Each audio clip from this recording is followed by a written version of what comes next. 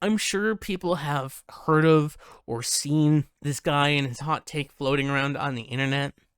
It's been re-uploaded multiple times on Instagram, and it's circulated on YouTube with people giving their YouTube short takes on that, and on TikTok giving their own take on that. And weirdly enough, Facebook of all places, but I guess um a lot of people have a great issue with his take, and yeah. So before we play this, though, I want to just put this here and get ahead of um the curve here a bit for any potential like death threats or just backlash or just hate that could be directed towards the Instagram page. Because I don't think that this guy deserves necessarily any hate or criticism, in my own opinion, just kind of like looking at some of the content he's put onto his page to try to get more a genuine feel or genuine, like, real, on the ground, out in the streets, here's random person 57's anime take that's part of the anime bubble. So please just don't send them any death threats or any of that, because that shit's lame. The Instagram account is called TrappedInAnime, and so they literally just go around like different convention centers and get people's takes on anime and what they think, and kind of just like the current assessment of what the people think of anime currently. I guess that's kind of an interesting little way to be like in the field, in-depth reporting, I feel like. So he managed to get a really scolding hot take from the guy. And so we'll play it. Your opinion on anime isn't valid till you've cleared 500 series. You know, not like, oh, I've watched 18 seasons of Attack on Titan. That's one show. When you cleared 500, when you've seen the breadth and the depth, then you can start to have a valid opinion. But if you say, I've watched 20 shows, no, you've had a taste, and you're trying to tell me, someone who's watched 1,500 series, how I'm supposed to feel? Slow your roll, kid.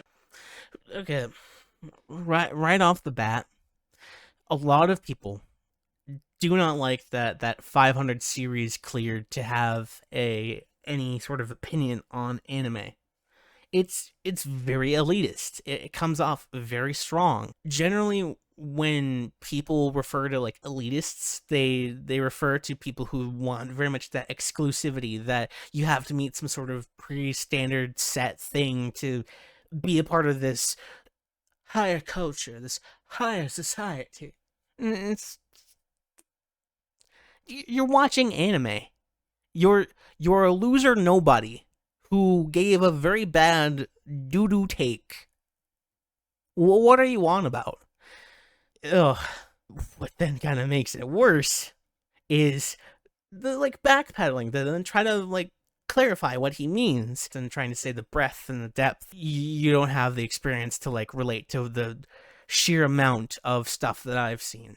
This is just the tip of the iceberg. It gets very mediocre to then very elitist back again with some of the other clips, because this is one of like 3 clips that are featured on this Instagram page. No hate to the Instagram user TrappedInAnime. Then the other 2 that are out there, he's got a opinion hit piece on solo leveling. Solo leveling is like a vegan restaurant. There are no stakes involved. Everything is so great. This is the strongest ever. They are made completely irrelevant immediately. For those of you who are not caught up, please read the web novel, not the visual novel, the web novel, the original. And then you realize this is just a power fantasy that goes nowhere. It's a meh opinion at best. It's very opinion of opinion. People out there will have their opinions on solo leveling. Personally, I think that it's a power fantasy that is designed for people that like power fantasies. Is it a good one in terms of like having emotional plotline and that sort of stuff, which is what I more care about?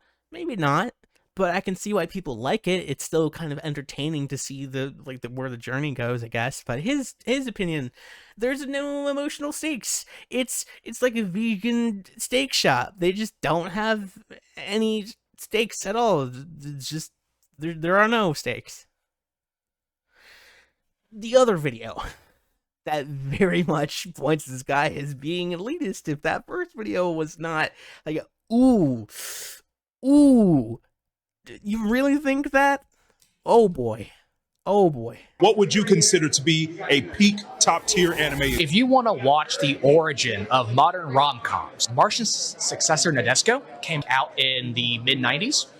Excellent show. If you watch it, it basically, unfortunately, will also ruin you for about 85 to 90% of modern anime, because it literally introduces every single plot twist that every single modern series uses. The way he's answering this question is already like, ooh, okay, where's this going? And then it goes to the 90s anime that's like more obscure. And then to say that modern anime just is doing the same tropes that this thing from the 90s is doing. And then unfortunately it ruins you to 80 to 95% of that. That alone is very elitist to say. I mean, even if it's true, the way he frames it, it's very,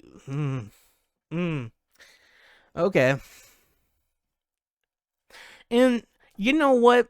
I'm glad people are dunking on this guy for his doo-doo first take. You need to clear 500 anime. It's something.